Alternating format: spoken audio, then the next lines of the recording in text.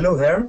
This is a pre-recorded webinar about sponges in cold water reefs at the Northeast Atlantic. I am Georgios Kazanidis, a PhD student in the University of Aberdeen. My thesis was submitted at the end of April 2015, and for my PhD I had the pleasure to be awarded a studentship funded through the Marine Alliance for Science and Technology for Scotland. A studentship that helped me to investigate the biology and ecology of the substratum-forming sponge, Spongosaurites coralliophaga, and its epifaunal community in cold water reefs in the Northeast Atlantic. At this point, I would like to thank my PhD supervisor, Professor Ursula Witte, for giving me the opportunity to work on such an interesting topic such as sponges from cold water reefs. And of course, I would like to thank her for her guidance through this beautiful PhD journey. Now, as regards the structure of the presentation, I will talk about the presence of sponges in cold water coral reefs in the Northeast Atlantic, why these organisms should be studied, which are the research activities that we have carried out up to now, and of course I will refer to the work that was carried out through the MASTS Deep Sea Forum Small Grant. First of all, a few words about cold water coral reefs, this spectacular type of deep sea ecosystem. Cold water corals that form reefs have been recorded in a number of regions across the globe, as you can see in the map. Cold water corals are largely restricted to oceanic waters and temperatures between 4 and 12 Celsius degrees. These reefs are heterotrophic ecosystems, which means that they depend on the primary productivity in surface waters, followed by the transport of food towards the seabed. Cold water reefs have been characterized as hotspots of biodiversity, as they host hundreds of species. So down there, apart from corals, we can also find hydroids and forams attached on these hydroids. Also barnacles attached on polychaetes, crustaceans, as you can see in the middle of your screen, brittle stars, fish,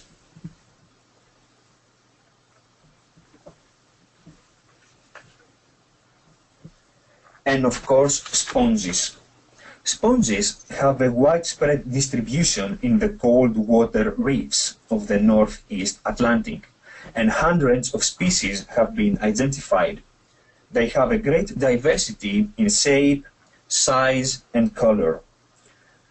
However, despite their widespread distribution, very little information is available about the biology and ecology of sponges from cold water reefs.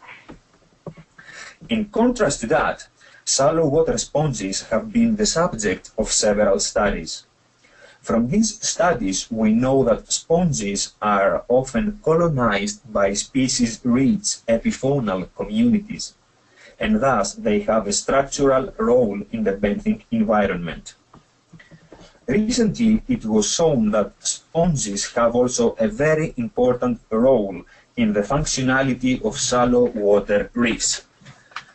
Actually, it was shown that sponges are able to transfer with high efficiency the energy and nutrients stored in the dissolved organic matter to the higher trophic levels of shallow water reefs. The first step in this mechanism is the efficient uptake of dissolved organic matter by sponges. Dissolved organic matter is the largest source of energy and nutrients in shallow water coral reefs. The assimilated dissolved organic matter is converted to sponge cells. Sponge cells divide within a few hours, and this high division rate is followed by a massive shedding of dead sponge cells to the surrounding environment. The shedding of dead sponge cells is followed by their consumption by various reef organisms.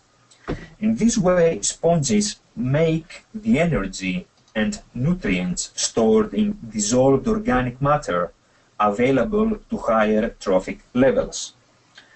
In this slide, you can see the difference between sponges and the microorganisms as regards their contribution in the transfer of dissolved organic carbon to higher trophic levels. But as I said before, this information comes from shallow water environments, so the question still exists. Which is the role of sponges in the structure and functionality of cold water reefs? Taking into account this absence of information, our research group participated in the Changing Oceans expedition on board the research vessel James Cook in May and June 2012. The cruise leader was Professor Murray Roberts from the Heriot-Watt University. My participation in that cruise was a unique experience since it was my first time on a research vessel. It had a major contribution to the further development of my research, communication, and organization skills. And of course, I had the opportunity to be part of a team with talented and really enthusiastic people. The cruise, among other regions, visited Mingulay Reef Complex, which is highlighted by the red circle, and Logachev Mount, which is highlighted by the yellow circle. Mingulay is an inshore reef on the continental shelf, while Logachev is an offshore mount in the bathyal zone. Collection of samples took place by the remotely operated vehicle Holland 1. The samples for our research consisted from the sponge Spongosaurites coralliophaga and the community of organisms living in association with the sponge. For example, hydroids and forams, ophiuroids, isopods, sponges, bryozoans, barnacles, and polychaetes. Spongosaurites colonizes coral rubble. Also is a massive and abundant sponge, and these characteristics have very important implications about the role of this sponge in the structure and functionality of cold water reefs in the Northeast Atlantic. These samples were firstly analyzed in terms of epifauna biodiversity. The study was based on species identification at lowest possible taxonomic level, followed by measurements on the number of individuals, as well as measurements on the biomass of all these individuals. These parameters were analyzed in relation to the bathymetric distribution of epifaunal species, the speed of bottom currents, and quantity and quality of food. Apart from studies on the biodiversity, Spongosaurites coralliophaga and its epifauna were also studied in terms of their feeding ecology. This study was based on onboard incubations that were carried out during the cruise. In this slide, you can see the chambers that we used in order to study the feeding ecology of sponges in their epifauna. The chambers are made of transparent polycarbonate tubes. They are equipped with optodes measuring oxygen concentration and temperature in seawater. The measurements of oxygen concentration and temperature were logged in this control unit. The chambers are also equipped with stirrers that are used for the mixing of seawater. Remember that sponges are filter feeders, so the mixing of seawater is very important for their survival. The study about the feeding ecology of Spongosaurites coralliophaga and its epifaunal community was based on isotope tracing experiments. Actually, we used dissolved and particulate matter, which was labeled with stable isotopes of carbon and nitrogen.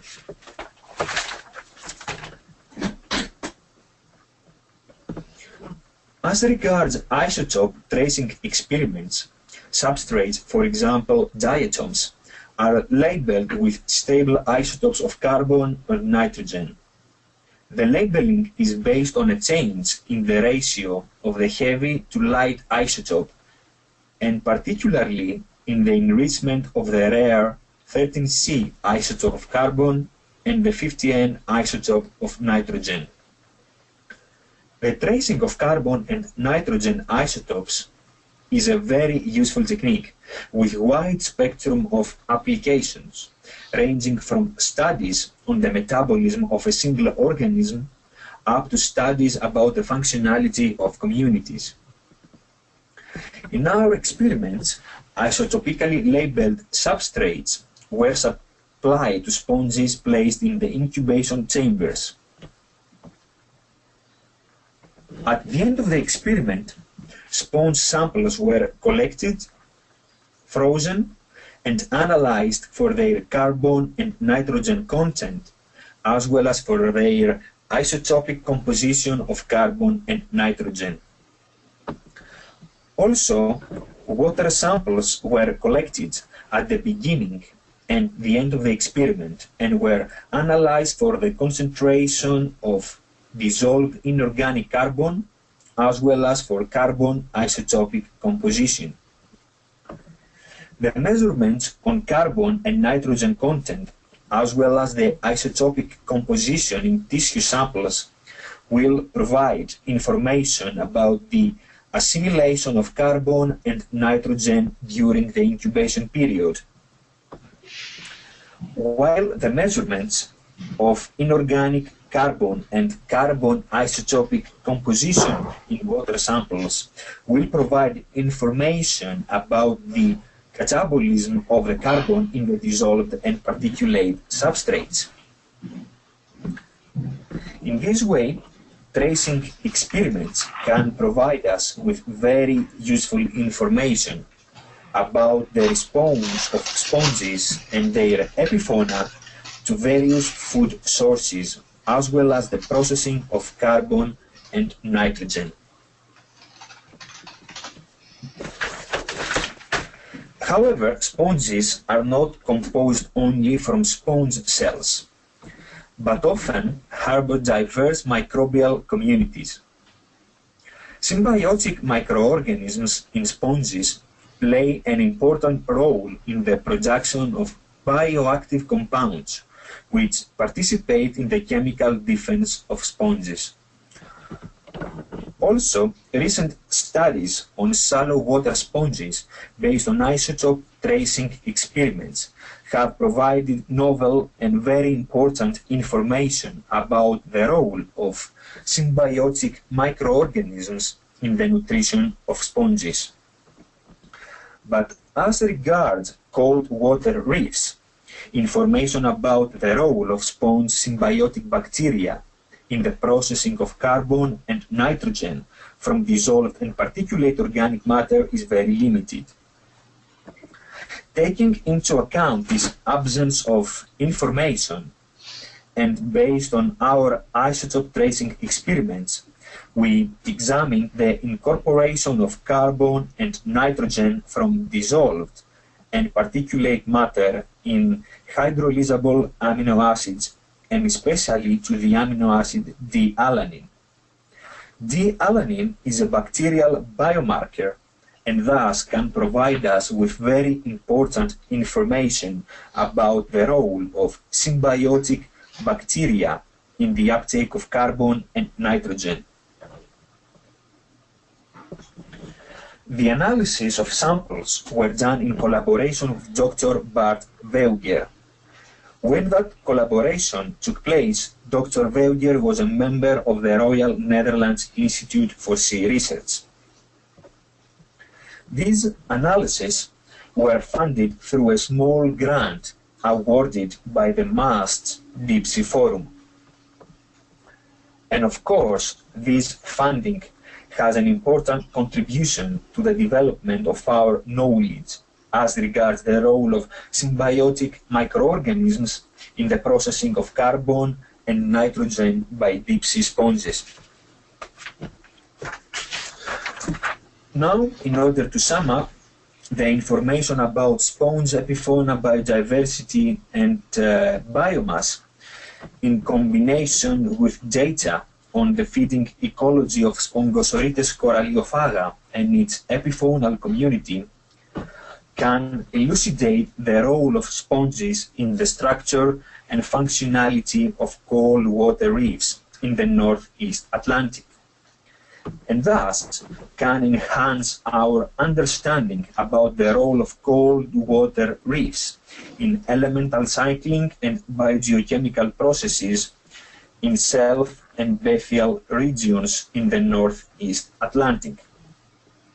Of course, better understanding of the ecology of cold water reefs and deep sea sponge grounds can contribute to the implementation of efficient conservation strategies for these deep sea ecosystems, which are precious, fragile, and of course vulnerable to human activities such as the bottom trawling.